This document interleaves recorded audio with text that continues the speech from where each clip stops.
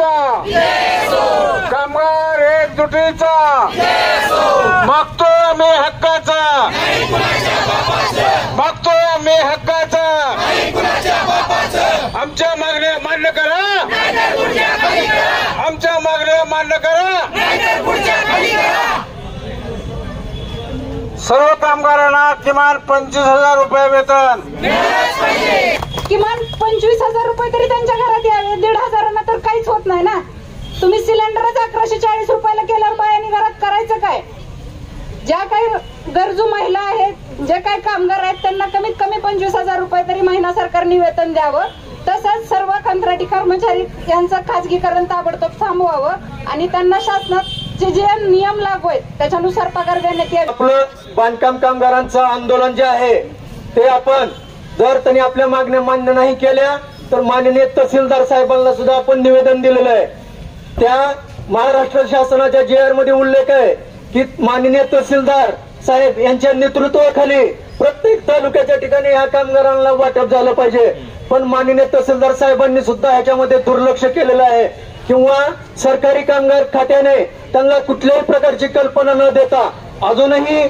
तहसीलदार साहेब तुमच्या तालुक्यामध्ये अनेक कॅम्प खाजगी ठिकाणी घेतले जातात तुम्हाला डावलून घेतले जातात त्या संदर्भामध्ये सुद्धा सोलापूर जिल्हा बांधकाम कामगार संघटनेकडून आमची मागणी आहे की तुम्ही सहाय्यक कामगार आयुक्त व जिल्हाधिकाऱ्याला पत्र पाठवून याची चौकशी करावी व संबंधित ठेकेदाराचा ठेका रद्द होईल या संदर्भात तुम्ही पत्र व्यवहार करावा तसेच आम्ही तहसीलदार साहेबांना पत्र दिलं होतं की माननीय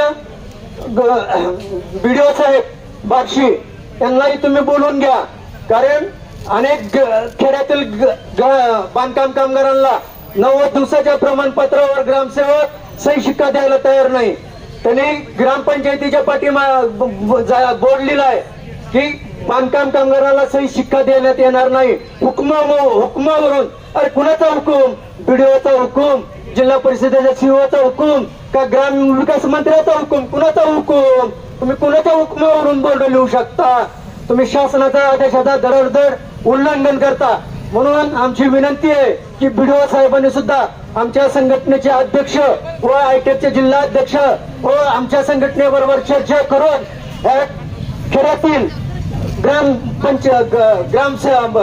बांधकाम कामगाराला 90 दिवसाच्या प्रमाणपत्रावर शिक्का देण्यासाठी बाध्य करावं महाराष्ट्रातील अनेक जिल्ह्यातील जिल्हा परिषदेच्या COने त्या जिल्ह्यातल्या ग्रामसेवकांना लेखी कळवलेलं आहे BDOला लेखी कळवलेलं आहे की तुम्ही जोपर्यंत महाराष्ट्र शासन निर्णय देत नाही तोपर्यंत तुम्ही ह्यांना सही शिक्का द्यायचा अधिकार तुमच्याकडून काढून घेतला नाही तोपर्यंत तुम्हाला सही शिक्का द्यायचा अधिकार हा आहे तर आमचे अध्यक्ष व जिल्हाध्यक्ष त्यांच्याबरोबर माननीय BDO यांनी ताबडतोब आजच्याच चर्चा केली पाहिजे अशी आमची मागणी आहे आणि बाकीच्या प्रश्नासंदर्भात माननीय तहसीलदार साहेबांनी सुद्धा आमच्याबरोबर चर्चाही करावी अशी आमची विनंती आहे सहभागी झालेल्या भावांनो आणि बहिणींनो या मोर्चाचं नेतृत्व बांधकाम कामगार संघटनेचे पुढारी ग्रामपंचायत कर्मचारी संघटनेचे पुढारी हॉस्पिटल कर्मचारी संघटनेचे पुढारी अर्धवेळ कर्मचाऱ्याचे पुढारी या सगळ्यांनी केल्यातला भाग नाही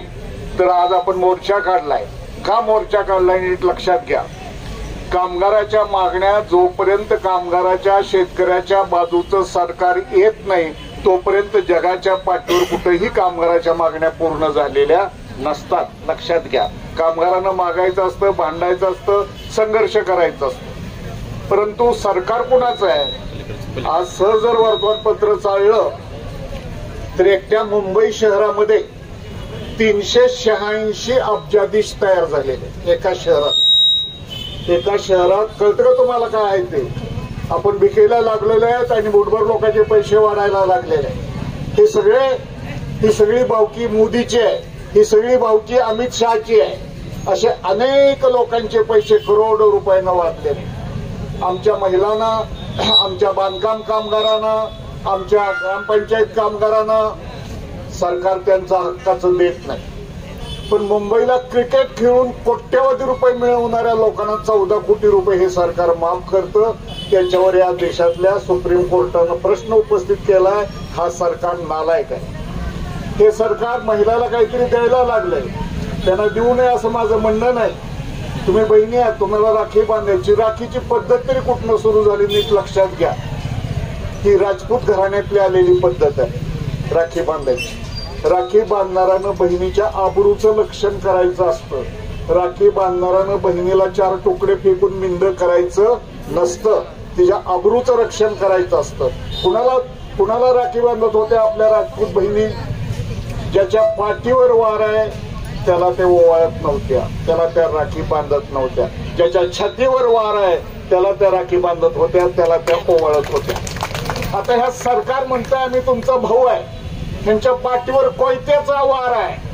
त्यांच्या पाठीवर 4 वर्षाच्या मुलीवर बलात्कार केलेला रक्ताची चिळकांडी आहे. त्यांच्या पाठीवर शिवाजी महाराजांचा पुतळा अपमान केलेला, त्या अपमानाचं सगळं चिखल माकलेलं आहे.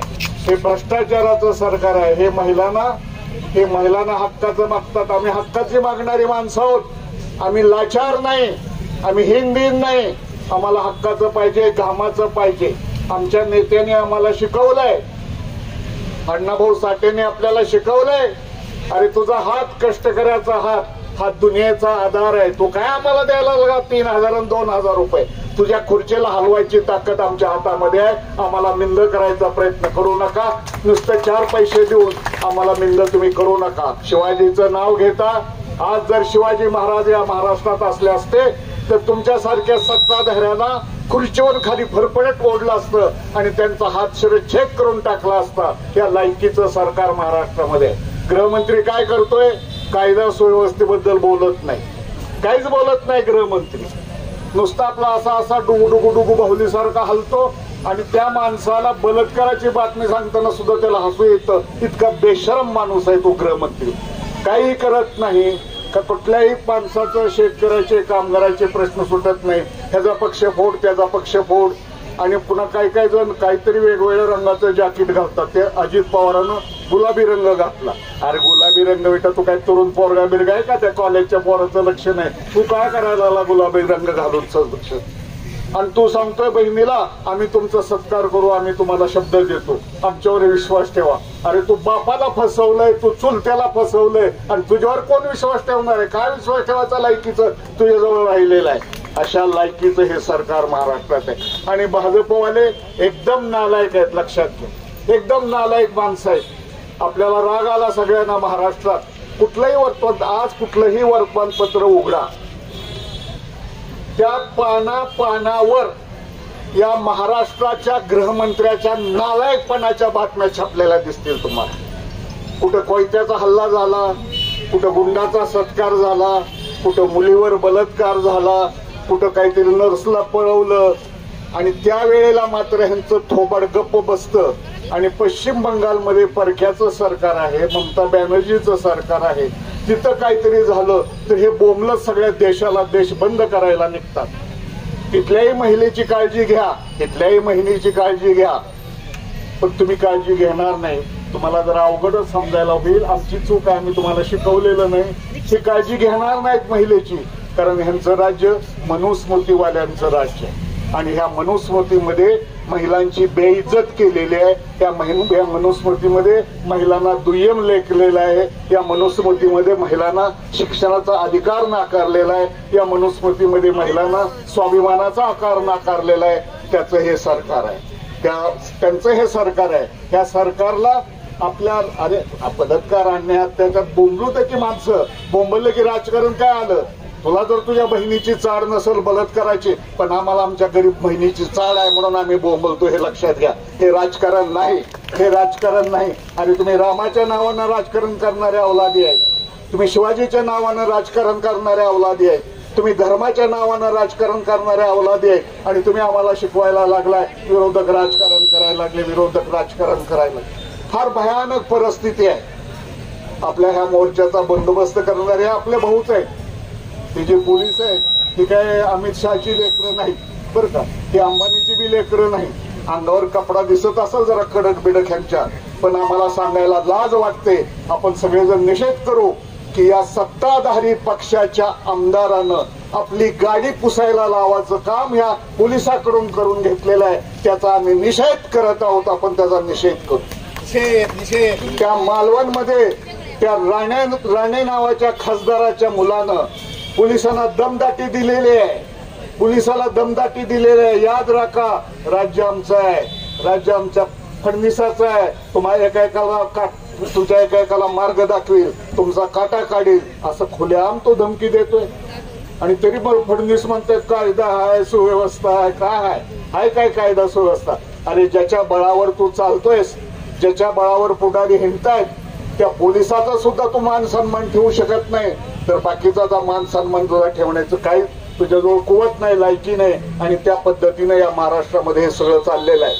आपल्याला बांधावं लागणार आहे, बांधल्याशिवाय काही मिळत नाही. आपला जन्म गरिबाच्या घरातला आहे, आपला जन्म गरिबाचा असला, झोपडीतला असला, खोपटातला असला, पत्र्याचा असला, तरी आपल्या मुलीची, आपल्या बहिणीची लाख मोलाची आबरू राखण्यासाठी आपण बलिदान द्यायला निघालेली माणसं आहोत. त्यांच्यासाठी लाचार कुत्री नाहीत की बहिणीचा सौदा करून सत्तेच्या खुर्च्या मिळवणारी. आणि म्हणून मित्रांनो, आज आपण या ठिकाणी आलोय, आपल्या मागण्या आहेत. आमचे ग्रामपंचायत कर्मचारी, एक अत्यंत लाचार असा आम्हाला त्या ग्रामीण विकास खात्याचा मंत्री मिळाला. त्याचं नाव काय? गिरीश महाजन. आणि तो कुणाचा सल्लागार? देवेंद्र फडणवीसाचा सल्लागार. आणि त्याला काही लाज लज्जा काहीच नाही. 2 वर्षापूर्वी आम्ही नागपूरला 1,00,000 ग्रामपंचायत कर्मचाऱ्याचा मोर्चा काढला, तरी त्याचा थोबाड उचकटत. पुन्हा दुसऱ्या वर्षी पुन्हा 1,00,000 लोकांचा मोर्चा काढला, तरी त्याचा थोबाड उचलत नाही. पुन्हा त्याच्या गावावर आम्ही मोर्चा काढला. शिंदे महाराजांनी, असले शिंदे असतात का? असा नुसता असा हात करतो. कशाचा विजय झाला? बाईवर बलात्कार झाला, त्याचा विजय साजरा करतो. कशाचा विजय साजरा करतो? शिवाजी महाराजांचा पुतळा पडला, त्याचा विजय साजरा करतो. कशाचा विजय झाला? शाळा बंद व्हायला लागला, त्याचा विजय साजरा करतो. महागाई वाढली, त्याचा विजय साजरा करतो. कसला विजय साजरा करायला लागला? पैसे आपले आहेत, पैसे आपल्या कष्टाचे आहेत. कुणी खिशातला दमडा देत नाही. हे गाढवावर बसायची लायकी नव्हती, त्याने आता कोट्यावधी रुपये मिळवलेले, ते आपलेच पैसे आहेत. तेव्हा ते काहीतरी पैसे द्यायला लागलेत, आणि म्हणून आपण त्यांना काहीतरी त्यांच्या बाजूने गेलं पाहिजे असं नाही. ही काही निवडणुकीची सभा नाही. त्यावेळेला योग्य विचार करा. हे आपलं रक्षण करणारं नालायक सरकार आहे. काय याची अवस्था? याची अवस्था काय? 7.5 लाख कोटी रुपयाचं कर्ज ह्या सरकारवर आहे. रिझर्व्ह बँकेनं आणि अर्थ खात्यानं सांगितलेलं आहे, आता ह्या सरकारचं कर्ज काढायची क्षमता संपलेली आहे, हे कोसळून पडत, हे दिवाळखोरीत निघालं. पुन्हा 2 लाखाचं लाडक्या बहिणीसाठी हे खर्च करायचं म्हणतोय, म्हणजे 10 लाखाचं कर्ज महाराष्ट्राच्या डोक्यावर आहे. आणि सुप्रीम कोर्ट सांगतंय, अरे तुम्ही शेतकऱ्याची जमीन अधिग्रहण केली, त्याचे पैसे 25 वर्ष दिले नाहीत अगोदर, त्याचे पैसे द्या आणि पुन्हा लाडक्या बहिणी बरोबर हिंडत फोटो काढा. काय काय चाललंय त्या लाडक्या बहिणीचं? बहिणीनं आनंदानं नाचावं खेळावं या मताचा निवी आहे. कुठला कोण टिकोजी? त्याच्यासाठी हात वर करा, दोन्ही हातांना टाळ्या वाजवा, अमकं करा, डमकं करा, असलं आपल्याला सांगितलं जातं. असाच व्यवहार करून आमच्या महिला बचत गटातल्या स्त्रियांचा ह्या सरकारनं अपमान केलेला आहे. असाच व्यवहार करून यांनी आमच्या आशा कर्मचाऱ्यांचा अपमान केलेला आहे. असाच व्यवहार करून त्यांनी अंगणवाडी महिलांचा अपमान केलेला आहे. आमच्या स्त्री कर्मचारी, अर्धवेळ कर्मचाऱ्याचा अपमान केलेला आहे. तेव्हा हे काहीतरी भावाचं सरकार आहे असं नाही. हे भावाचं सरकार नाही, हे अत्यंत फितूर आणि अत्यंत भयानक लोकांचं सरकार आहे. अरे काय शिवाजीचं नाव घेता? ज्या शिवाजीनं आपला शत्रू असलेल्या कल्याणच्या सुरेदाराचं रक्षण केलं आणि तिला साडी चोळी नेसवली, तर शिवाजी कुठाने तुम्ही नालायक माणसं कुठं खुर्चीवर अंडी घालत बसलाय आणि बलात्कार वाढायला लागलाय. आणि म्हणून असे सगळे प्रश्न आहेत. प्रश्नाला काही कमी राहणार नाही. लढावं लागल, लढावं लागल, मरावं लागल, लढावं लागल. लढल्याशिवाय आपल्याला विजय नाही. हे सगळी व्यवस्था फार बेकार आहे. आपली लेकरं, तुमची लेकरं मुठभर बिर्याणीसाठी पुढारी बाटवायला लागले, तिजभर दारूच्या बाटलीवर विकत घ्यायला लागले. त्यांना बापाच्या दुःखाचा पत्ता नाही, त्यांना आईच्या औषधाचा पत्ता नाही. नुसतं नाचवायला लागले आणि स्वतःची लेकरं मात्र आरामात सत्तेवर बसवायला लागले. तेव्हा ह्या सगळ्यांच्या गोष्टी लक्षात घ्या. आणि मित्रांनो, तुम्ही आज इथे बहुसंख्य आलात. पोलिसांना आता बिचारांना बोलता येत नाही त्यांच्या यंत्रणेवर, पण आम्ही त्यांना नम्रपणानं सांगू शकतो, आमची जेवढी ताकद आहे तेवढी आम्ही आमच्यावर अन्याय तुम्ही करत असला तर तुमच्याबरोबर आम्ही संघर्ष करू, पण जर तुमच्या वर्दीला तुमच्या बिल्ल्याला कुणी अपमानित करत असाल तर तो कुणी बी असला तर त्याला आम्ही बुटानं ठोकरल्याशिवाय राहणार नाही. या गोष्टीची नोंद सगळ्यांनी घ्यावी. मित्रांनो, तुम्ही सगळेजण आलात, लाल बावटा उंचवला. मगाशी एबी कुलकर्णींनी सांगितलं मोर्चात त्याचाच निघतो, कारण लाल बावटा कोणाचा आहे? कष्टकऱ्याचा. बाकी सगळे बावटे इकडून तिकडून पळलेल्या उंदराचे. इकडं पोटभर खाल्लं तिकडं पळालं, तिकडं पोटभर खाल्लं इकडं पळालं, इकडे एक बाप केला तिकडे एक भाऊ केला, अशा लोकांचे ते बावटे. हा आपला फक्त कष्टकऱ्याचा बावटा आहे, शेतकऱ्याचा, कामगाराचा. असाच उचलून धरू. अमर शेखाचं बारशे आपल्या त्याचा स्मृती दिन आहे अमर शेखाचा. त्या अमर शेखाने याच तहसील कार्यालया पुढं 20-30 वर्षापूर्वी 15,000 शेतकऱ्याचा मोर्चा काढलेला होता. असा आपला पुढारी आहे. आपला पुढारी पक्ष पळून जाणारा नाही, आपला पुढारी खोकेबाज नाही, आपला पुढारी जनतेच्या लढ्यामध्ये उतरणारा आहे. पुन्हा सगळ्यांना धन्यवाद देतो. आज कॉम्रेड तानाजी फुंदे सर यांच्या नेतृत्वाखाली भारतीय कम्युनिस्ट पक्ष आयटक कामगार केंद्र यांच्या वतीने मोर्चाचं आयोजन केलेलं होतं. वेगवेगळ्या विभागाशी संबंधित अनेक मागण्या त्यामध्ये आहेत. महत्वाची मागणी तुमची कामगार विभागाशी होती, बांधकाम कामगारांशी संबंधित. त्याबद्दल पण मी कामगार विभागाच्या अधिकाऱ्यांशी बोललेलो आहे. मात्र या विभागातील सर्व जे काही अधिकारी आहेत त्यांच्या मागण्याच्या अनुषंगाने आपण जशी आता मागची एक बैठक आम्ही आयोजित केलेली होती. आपल्याला पण एक 8 दिवसाची मी तारीख देतो. तुमचं जे काही शिष्टमंडळ असेल 5-6 जणांचं या मागण्यांच्या अनुषंगाने बोलणारं, आणि याच्यातील जे संबंधित अधिकारी आहेत त्यांना सुद्धा आपण त्या बैठकीकरिता निमंत्रित करू.